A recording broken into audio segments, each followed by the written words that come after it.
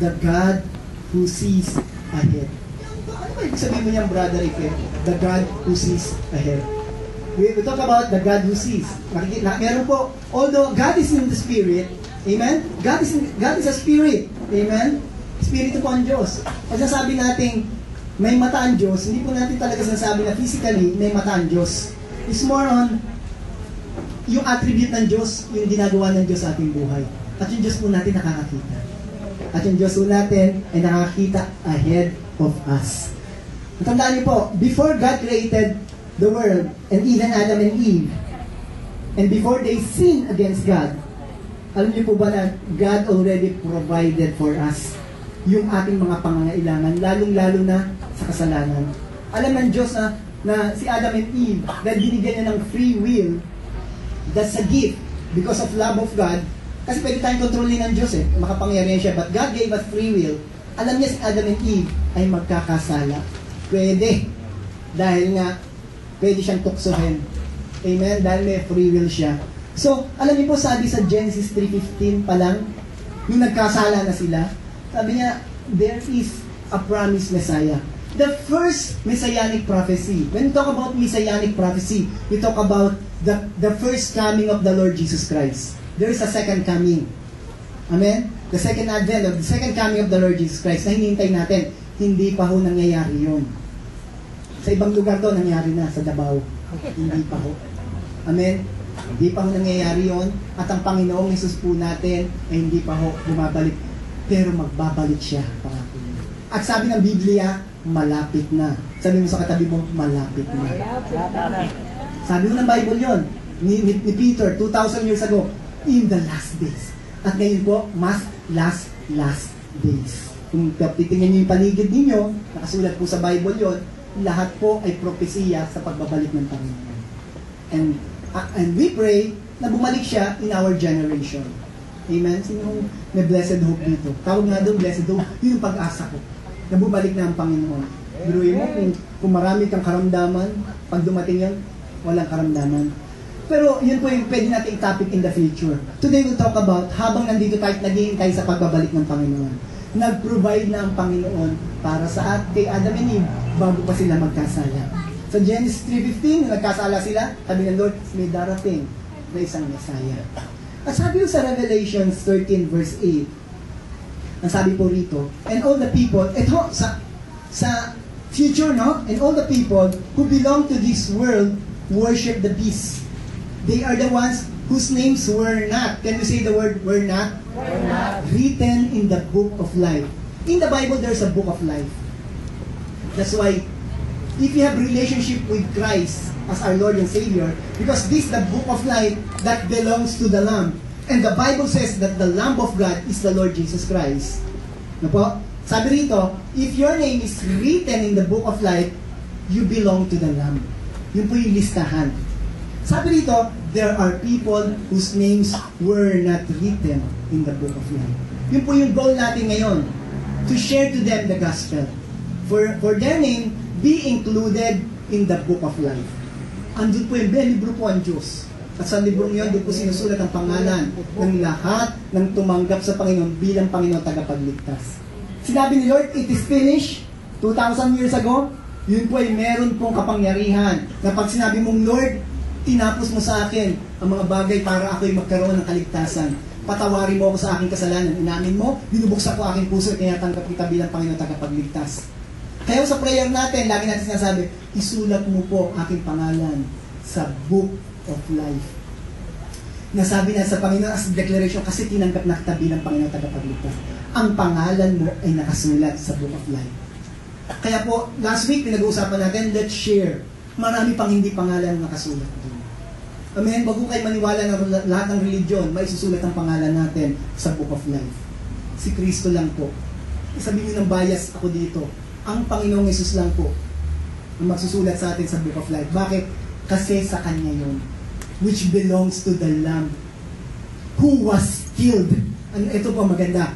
Who was killed before the world was made.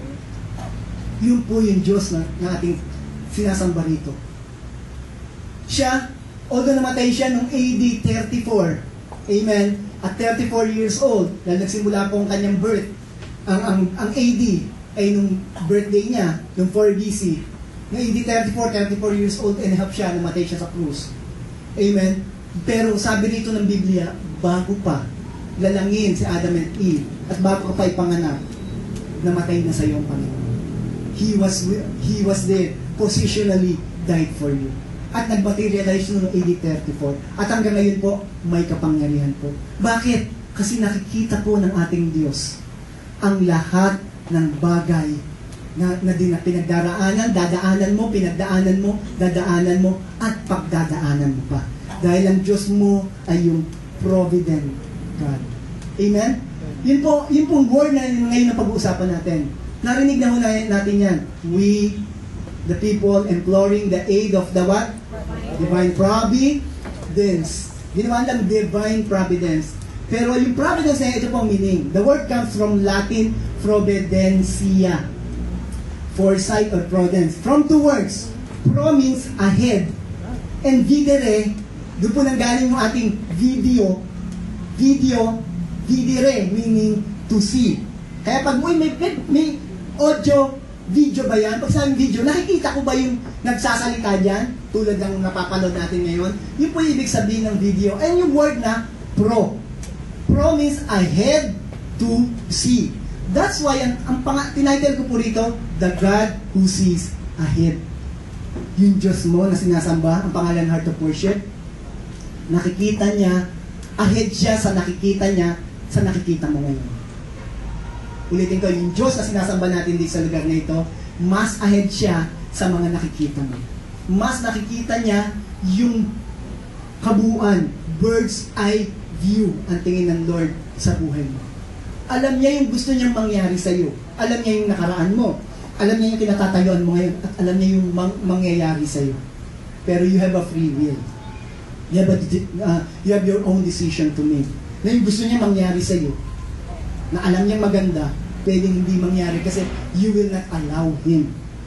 Our God is a gentleman God. Kaya nga nagbigay siya ng gift ng free will. Ang ngayon ng desisyon, iniwanan niya sa atin yung kanyang Provideo map.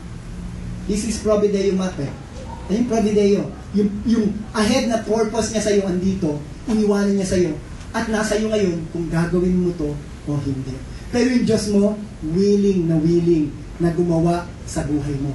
Tuloy natin po ang ating verse. Sa 2 Chronicles 16:9, sabi rito, for the eyes of the Lord, these Provideo eyes of the Lord, range throughout the earth, and His purpose is to strengthen those whose heart are what?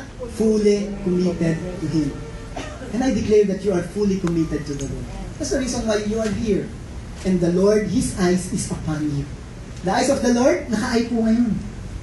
Amen? At naka-eye po to sa inyo individually. Hindi po ang tingin po ng Diyos, although He see this church as a corporate church, isang buo, sa group tayo, but hindi po ganun lang ang tingin ng Diyos. Individual po, minimit ka ng Lord ngayon. At ngayong umaga ho, gusto i-meet ni Lord ngayon tayo, individually. Ayaw niya lang as a corporate heart of worship. Masasaya yung heart of worship. Natuwa ko sa kanila, hindi po ngayong umagang to, personally gusto tayong i-meet ng Lord. And I pray every Sunday na pupunta po tayo dito, personal natin i-meet si Lord. Amen? Nandito po kayo, di ba? Every Sunday, pagpunta ka rito, Lord, I want to meet you personally. Kausapin kita, kausapin mo ako, kakausapin kita, sambay kita, Panginoon. At patuloy ako mag-worship sa iyo, at yung salita mo, ituro mo sa akin. Amen? I know that's your desire. At yun po ang desire din natin sa church natin ito. So let's pray. Father, in Jesus' name, ang mata po ang inyong mata ay nasa bawat isa po sa amin, O Lord. Individual na nandito po, O Diyos. At tinitingnan ang bawat isa sa amin. Kilala niyo nga kami sa pangalan. Lord, at alam niyo ang boses namin. At ngayon umaga, dinideclare po namin, Panginoon, alam din namin ang boses ninyo. Mangungusap po kayo. Kilala niyo po si Bill, kilala niyo si Ike, kilala niyo si Ipe, at iba po sa amin, Panginoon. At ngayong umagang ito, mas patuloy ka namang magpakilala pa sa amin. At makita namin, there, before the eyes of Him, to whom we must give account. All of us will give account. Amen? Remember last week? Kaduktong rin ito. Lahat po tayo magbibigay ng account sa Panginoon. Kung tinanggap po ng Panginoon Jesus bilang Panginoon tagapagligtas, ang accounting na gagawin natin, yung mga pinagagawa sa atin ng Panginoon dito, ng mga bagay. Hindi